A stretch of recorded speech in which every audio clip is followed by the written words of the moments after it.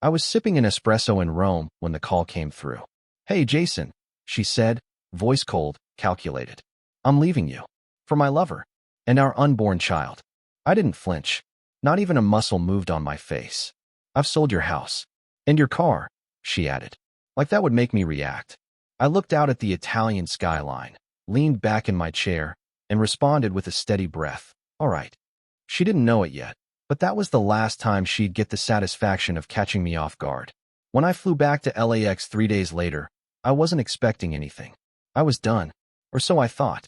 There she was. Lauren, waiting like some desperate junkie looking for her next hit.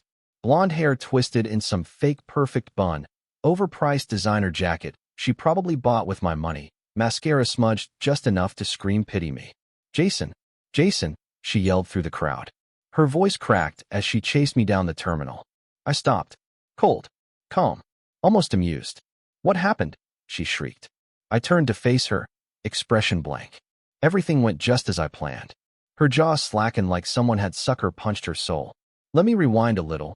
Just 3 months ago, Lauren was still pretending to be a wife. We were 3 years into a marriage that, for me, still had life. I worked my asterisk off to give us a home, security, a future.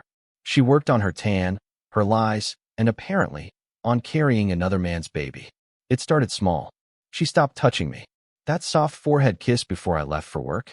Gone. The late-night cuddles? Replaced with her clutching her phone, smiling at messages she didn't remember getting. She stopped wearing the necklace I gave her on our anniversary, the one with her name engraved in cursive. "It's tacky," she said once. But her new gold chain? That wasn't for me. One night, I got up at 2 a.m. to grab water and caught her sneaking out onto the balcony in just her robe, whispering, "Who the hell are you talking to?" I asked. She jumped, dropped her phone. "Nobody," she mumbled, eyes darting like a trapped animal. I didn't press. Not yet. I needed more. I wanted the truth to bleed out of her slowly, painfully. So I waited. I watched. I set up a hidden camera in the living room before I left for that Rome trip. I synced it to my laptop. While she thought I was whining and dining clients, I was watching her invite a man into our house, our bed. He was younger, maybe mid-20s.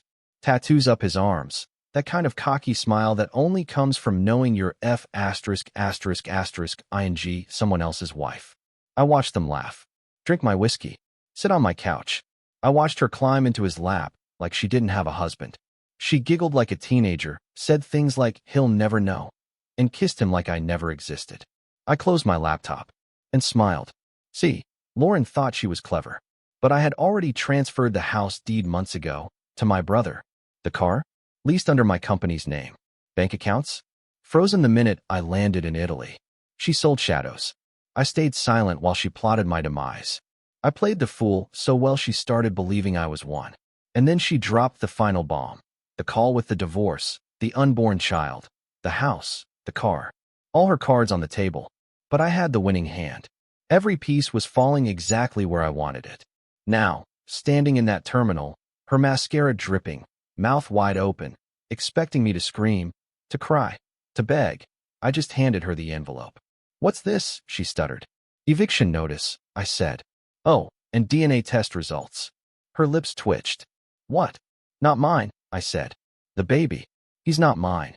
She staggered back like I'd slapped her. "But how did you?" "I watched you," I said. "Every single night." She tried to speak, but nothing came out. "I knew everything before you even spread your legs for him."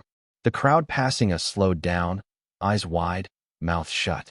Lauren's face turned from ghostly white to furious red in seconds. "You can't do this to me," she hissed. I leaned in close, whispered like ice. "I already did." Then I walked right past her, through the crowd, while she stood there, shaking, broken, completely powerless. This was only the beginning. When I got home, the first thing I noticed was the silence.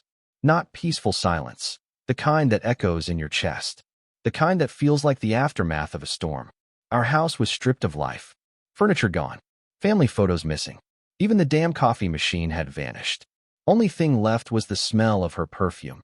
Lauren's signature fake vanilla scent, still hanging in the air like a cheap ghost. I walked into the bedroom, saw the mattress half torn, sheets gone. But the camera I'd hidden inside the baseboard? Still there. She never found it. I opened my laptop and pressed play on the synced footage. There she was. Lauren. 2 nights ago. Wearing nothing but that silk robe I got her for our anniversary. Sitting on the edge of the bed with a glass of wine, swiping through her phone with that smug little smirk. Then, boom. The door opened, and in walked him. Logan. Yeah, I knew his name now. The delivery guy from the gym. I remembered him. Pretty boy with too much cologne and not enough brain cells. I once tipped him $20. $20 to deliver protein powder and steal my wife. He walked in like he owned the place, slapped her ass like it was some casual Tuesday. I watched them talk, laugh, kiss, crawl into bed. That wasn't the part that hurt the most. It was when she whispered, "Jason's such a loser. He's boring. All he does is work." She said that. About me. The man who built everything around her. The man who skipped vacations, pulled 16-hour shifts, who stayed up nights figuring out how to get her out of student debt, who believed in her art career, even though she hadn't painted a single canvas in 2 years. And now, she was calling me boring while letting another man kiss her neck in my bed. That's when something snapped. I wasn't angry. Not yet. That would come later. I just sat there, numb, watching, listening, like it was a documentary of someone else's life. But deep inside, something was boiling, a storm forming under the surface. I closed the laptop and stared at the wall for a long time. Maybe an hour. Maybe 10. I don't know. I looked around the room again. Her hairbrush still sat on the dresser. Her charger still plugged in by the bed. She had left in a rush. She thought I'd come back and collapse. Cry. Beg. Apologize for working too much, for neglecting her. She didn't expect me to watch her betrayal from 3 different camera angles. So I took my time. I went into her studio, the one I built for her in the guest room. I opened the drawers. Found old receipts, scribbled notes, some phone numbers. One of them had a heart next to it. I dialed it. A woman answered. "Hello. Is this Jessica?" I asked. "Yeah. Who is this?" "This is Jason, Lauren's husband." There was a pause. Then a slow, quiet sigh. "I was wondering when you'd call," she said. My stomach twisted. "She told me you were abusive," she added quickly. "Said you cheated on her first." Of course she did. Lauren had created a full-blown fantasy world to justify her actions. Lied to her friends, probably even to herself. Rewrote our marriage in her head so that her betrayal made sense. "She's pregnant," I said flatly. "She told me." Jessica replied. "But it's not yours, is it?" "No, it's not." The line went silent again. I thanked her. Hung up. So now I had confirmation. Of the betrayal.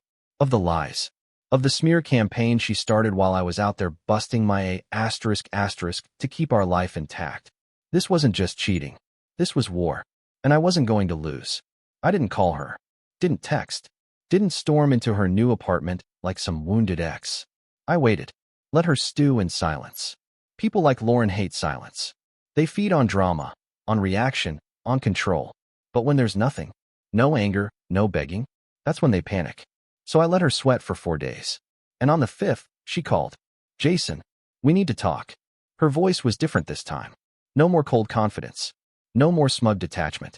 Just thinly veiled fear trying to disguise itself as control. I agreed to meet. At a diner downtown. Neutral ground. When I walked in, she was already there. Full makeup. Red lipstick. That same damn gold chain.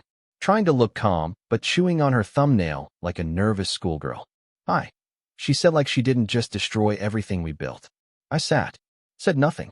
"You've been quiet," she started, stirring her coffee with a shaking spoon. Still, I didn't speak. She tried again. "Look, I didn't expect you to just say nothing. You haven't even asked why." "I know why," I said finally. My voice was calm. Level. The kind of calm that makes people afraid.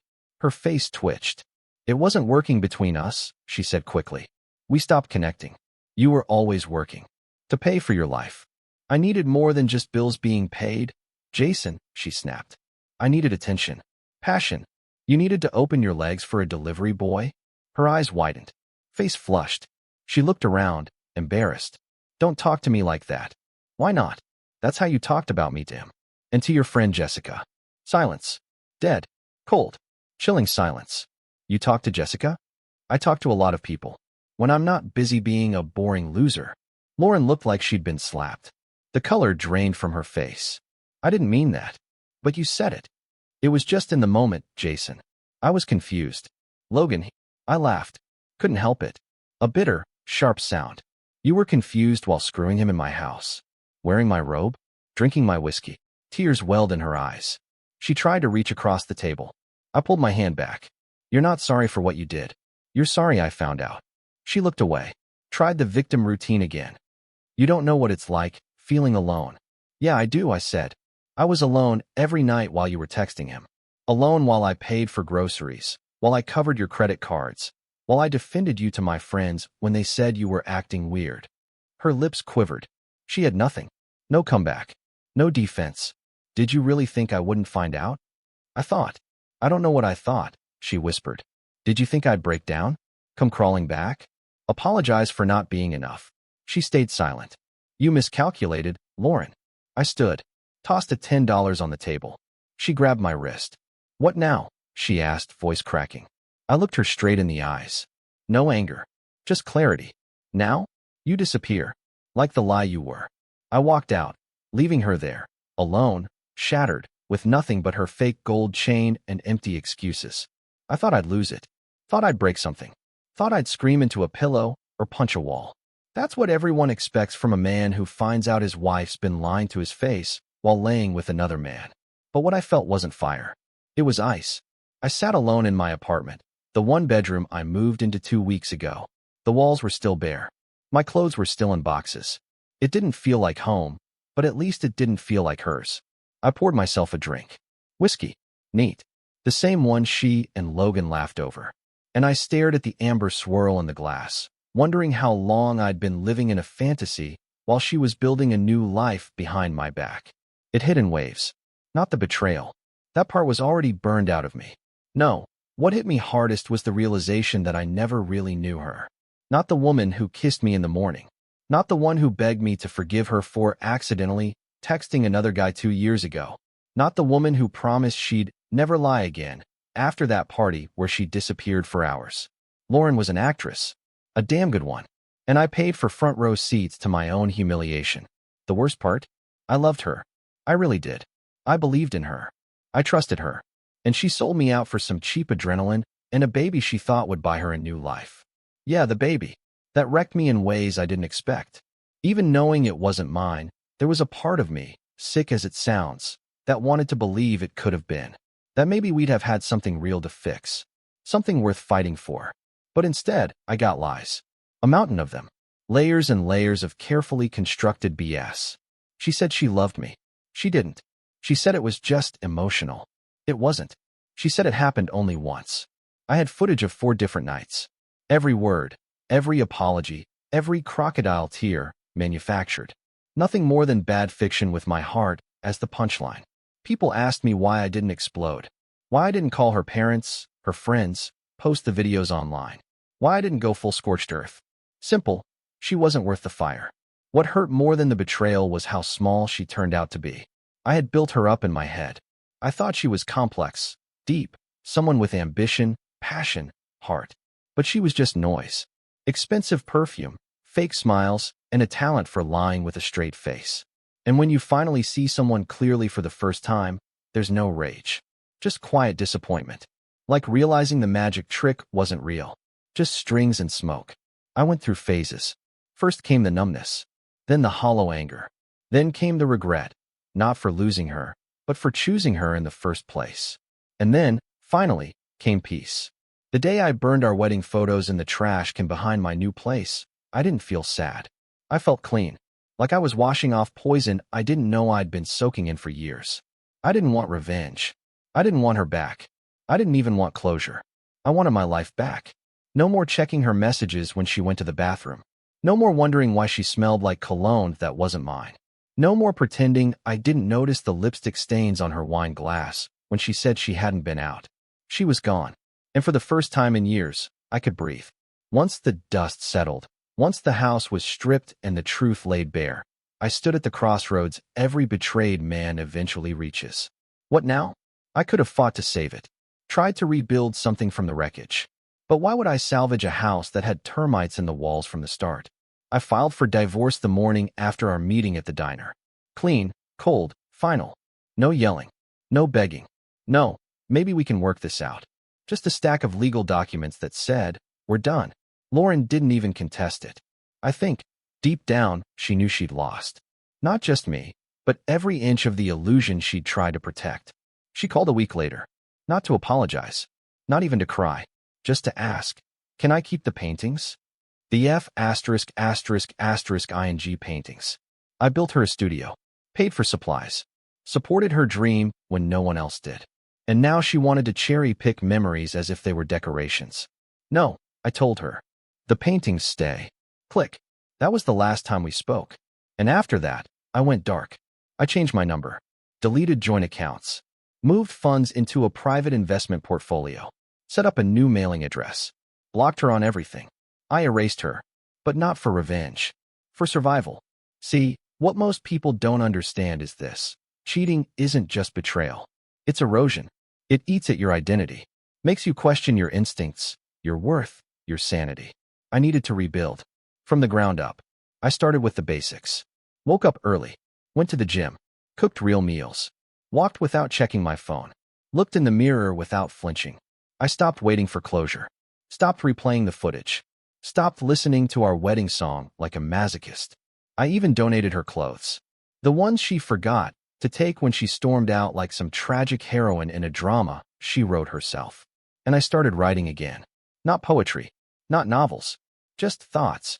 On betrayal. On rebuilding. On what it means to be a man in a world where loyalty is treated like a joke. I wrote down everything I wish someone had told me before I married her. Like how attention is not affection. How apologies mean nothing when repeated. How loyalty isn't something you earn with money, but something you recognize in the little moments. Like who picks up your call when the world falls apart. The more I wrote, the clearer things became. She didn't ruin me. She revealed me. Lauren showed me the parts of myself I ignored for too long. The tolerance. The excuses. The way I brushed off red flags because I was scared to be alone. Because I thought love meant suffering quietly. It doesn't. Love isn't meant to drain you. It's meant to water your soul, not wring it dry. So no, I didn't spiral. I didn't turn bitter. I didn't become one of those men who swear off women and drown in their own resentment. But I did change. I became sharper, colder in some ways, but real. No more sugarcoating red flags. No more second chances for liars. No more carrying someone who won't walk beside me. The consequences of her betrayal weren't just a broken marriage. They were a rebirth. I didn't just lose a wife. I gained myself. After the papers were signed and the silence between us became permanent, life started to move again, but not in the way it used to. I wasn't just healing. I was rebuilding a world from scratch. And the fallout? It came from directions I didn't expect. First came the gossip. People talk, especially when a marriage explodes this loud. Friends called me, some in shock, some pretending they didn't know. Her story had already spread. She said I abandoned her emotionally, that I checked out long before she did. A few idiots actually bought it. But the real ones? The real ones knew. They'd seen the way she acted at parties. The subtle digs at me.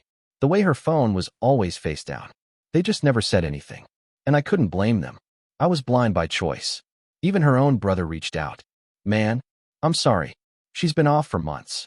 I didn't want to interfere, but I should have said something." He wasn't the only one. One of Lauren's old college friends messaged me on Instagram. "Hey, I just want you to know, she's done this before. You're not the first." That message sat in my chest like a brick. Not the first. So this wasn't a mistake. It was a pattern. And I had been just another pit stop in her game of self-destruction. Another man who saw potential where there was only poison in disguise. The worst part? I had introduced her to my mother. I had promised my dad she was the one. I had defended her more times than I could count, even when people warned me. Now those memories felt like ashes in my mouth. And speaking of family, telling my parents was another layer of hell. My mother cried. Not because we were divorcing, but because she saw what it did to me. "You look like you've aged 10 years, she whispered. My dad just nodded. The silent kind of support that only fathers know how to give.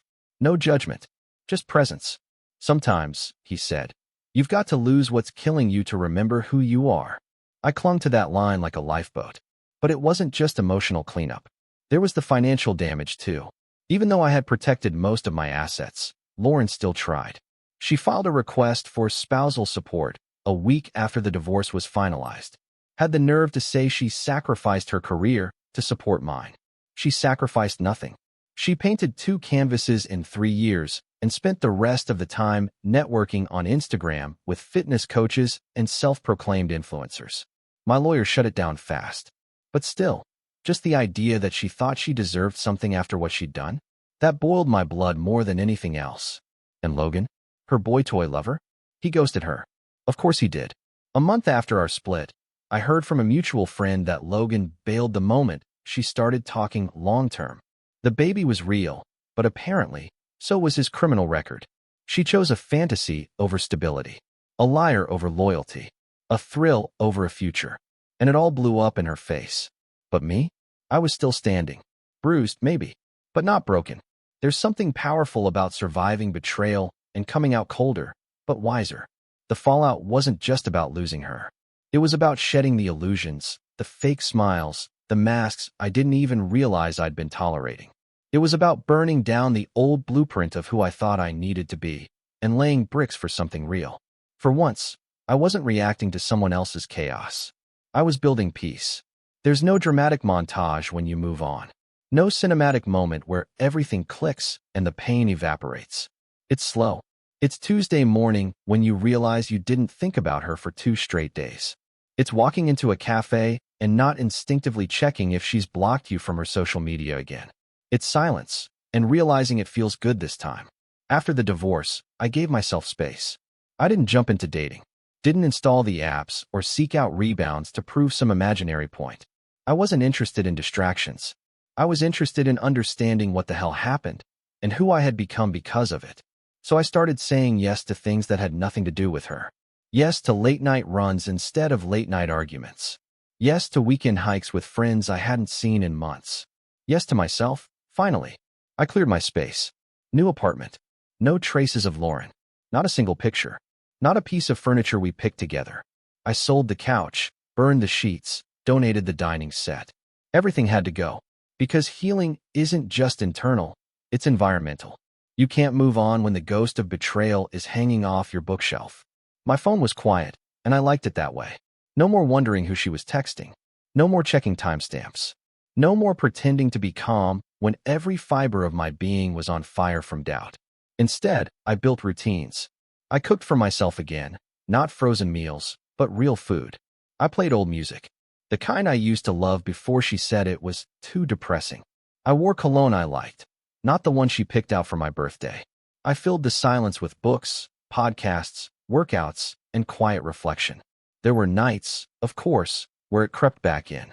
Nights when I'd remember how she used to fall asleep on my chest, and I'd wonder if any of it was ever real. Nights when I'd wake up from dreams where we were still together, and feel that familiar panic crawling down my spine when I realized it was only a dream.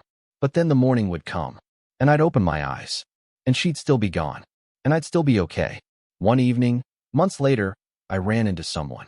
Not in the romantic way, just a moment. I was at a bookstore downtown, flipping through a worn copy of The Alchemist, and this woman next to me laughed softly at something in her own book. It wasn't flirty, wasn't staged. It was just real. We talked for a while. Nothing deep, nothing serious. Just 2 strangers sharing space. She didn't know me, didn't know what I'd been through. She wasn't trying to save me, fix me, or fill a void. She was just there. And for the first time in a long time, I realized I didn't need saving. I didn't need revenge, or closure, or a new love to replace the old one. I just needed me, to come back home to myself, to choose peace over performance, clarity over chaos, truth over twisted promises. Lauren was a chapter, not the story. She was the storm, but not the ending. And now, I was writing the rest. If you'd asked me a year ago where I thought I'd be today, I would have said something safe. Still married, still grinding, maybe planning a family. Back then, I still believed in the story. I believed love meant sticking it out, even when it hurt. I believed in Lauren, in us, in the life we were building. Though, in hindsight, I was the only one actually building. Now, I'm in a different world. Not a better one, just a real one. No illusions, no filters, just truth and peace. I look back at everything, and it almost feels like a dream. A cruel, twisted, exhausting dream. But I remember it all vividly. The scent of betrayal, the sound of her lies, The sting in her voice when she said she was leaving me for her lover and their unborn child. She thought she'd break me. Instead, she woke me up. There's something deeply clarifying about betrayal. It strips away all the fluff, all the excuses. It forces you to face yourself. Not just the version you present to the world, but the one hiding in the mirror, scared, wounded, unsure. And facing that man, that was the beginning of everything. I learned more in that painful silence than I ever learned during our entire marriage. I learned that trust isn't a weakness, it's a risk. That love is a gift, but it should never cost your dignity. That forgiveness is powerful, but it's not owed. Especially not to someone who burned every bridge with a smile. Would I go back and change it? Honestly, no. Because that heartbreak built me. It broke the version of me that tolerated disrespect in the name of keeping the peace. It shattered the man who believed loyalty meant staying silent while being slowly destroyed. It buried the nice guy who always gave one more chance.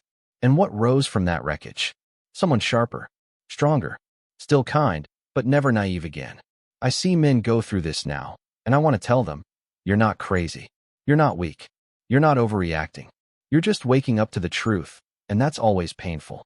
But it's necessary, because sometimes the worst thing that happens to you is the best thing that ever could. Lauren wasn't the end of my story.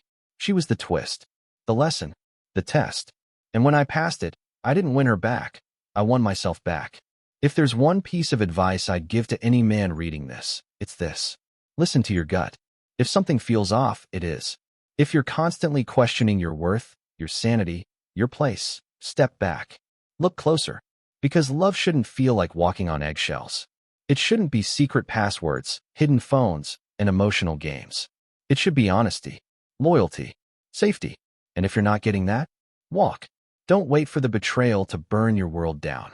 Don't wait for the call where she tells you it's over and she's pregnant with someone else's child. You deserve more, even when you doubt it, especially then. As for me, I'm not bitter. I don't hate her.